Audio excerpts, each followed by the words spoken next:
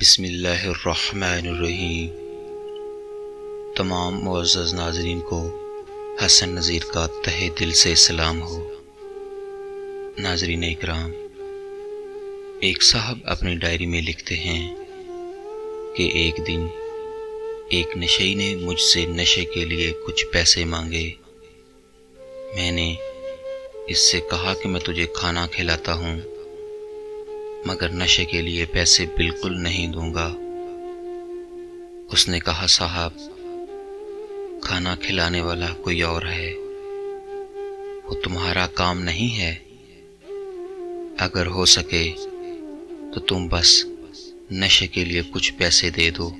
ناظرین، وہ صاحب لکھتے ہیں کہ پتہ نہیں کس طرح نہ چاہتے ہوئے بھی میں نے اس کو چند روپے دے دیے۔ جب وہ چلا گیا تو میں اسے دیکھنے لگا کہ یہ کہاں جاتا ہے اور کیا کرتا ہے۔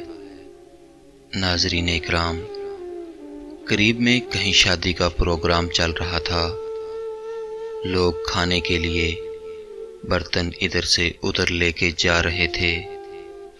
ایسے میں ایک آدمی کے ہاتھ سے خوشبودار چاولوں سے بھرا ایک برتن چھوٹ کے گر گیا۔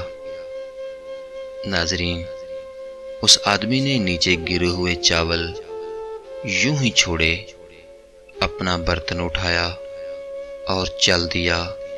وہ نشئی ان گرے ہوئے چاولوں کے سامنے بیٹھ گیا اور کھانے لگ گیا۔